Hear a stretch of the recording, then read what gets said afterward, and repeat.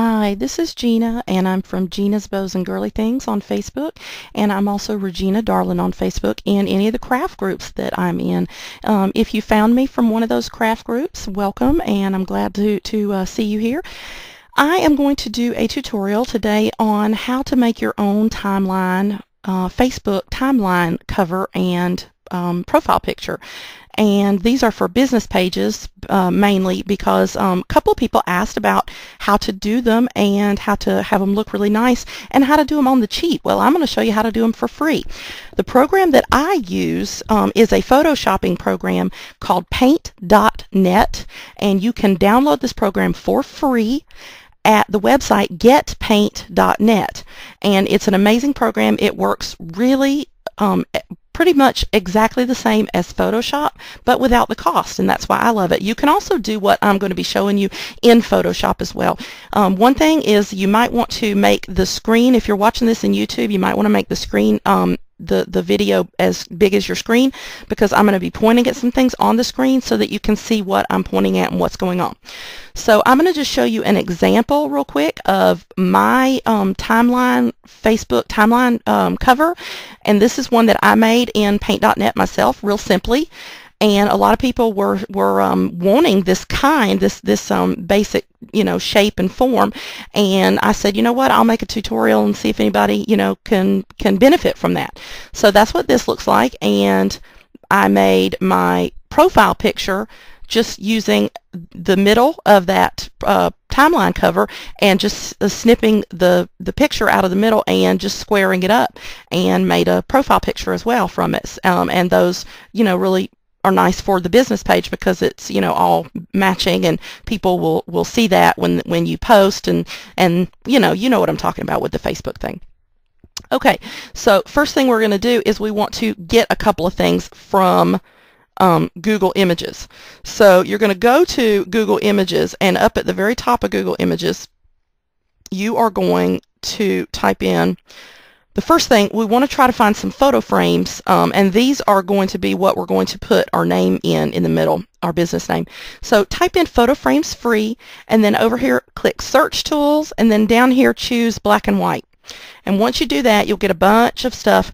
Don't pick anything that's too fancy and ornate, because believe me, it is very hard to copy and pull just the simple frame off of something that's real fancy and ornate. So I'm going to scroll down to where I had already opened one up to see and saved it. If I can get back down there, there we go. And I found one that is not real fancy and ornate. It's actually quite nice and quite easy to be able to copy off of. So basically what you're going to do is you're going to click this, you're going to copy and save, right click and save it. And I've already done that, so I'm not going to save this one. The next thing that you're going to want to do is back up here at the top.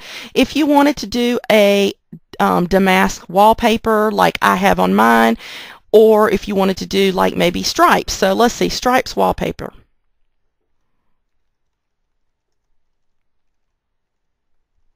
Alright, so we're going to do striped wallpaper and see what comes up. We're going to take off the black and white because we want to be, if you want a particular color, I personally like this kind of thing to be in black and white so that I can add color later. But I'm going to do any color. Here we go, any color. Alright, so we've got any color up now.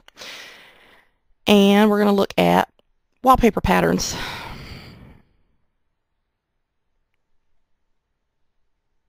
And I'm going to look at desktop wallpaper because a lot of times those are easy to use because they're already set up to be on a screen. Alright, so we've got some nice wallpapers. I really happen to like this one quite a bit. So I'm going to click on that.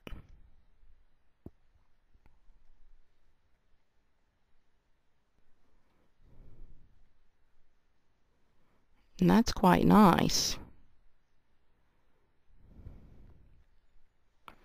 So I'm going to open it up to see a bigger page.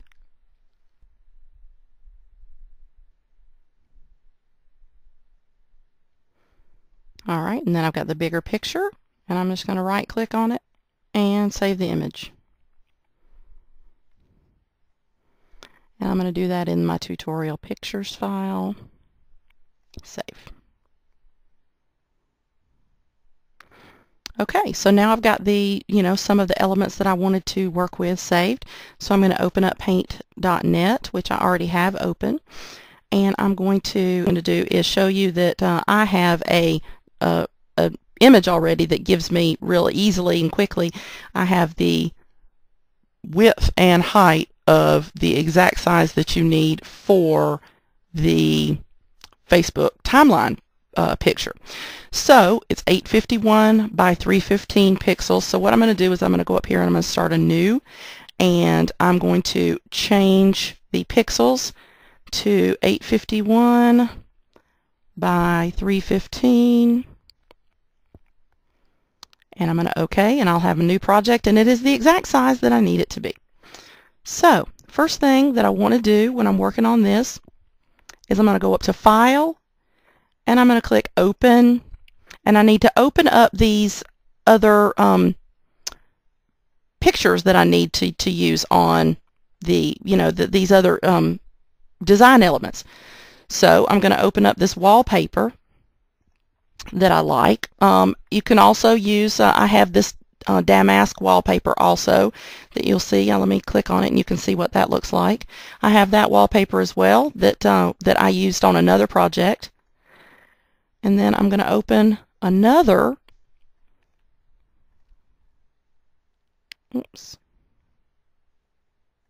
tutorial projects. I'm going to open these frames because I want to be able to use these over here. All right. So here's where we're going to go first. We're going to go over to the wallpaper, and we're going to click Edit, Select All, because we want to select it, and then we're going to go back up to Edit, Copy, because we want a copy of it. All right, we're going to go over here, and because this will be our background, we can just leave this as this particular layer, the background. And we're going to paste, and it's going to say, yeah, the image is too big. I want to keep the canvas size because I want to be able to drag this guy over and drag it down and make it the size that I want it to be.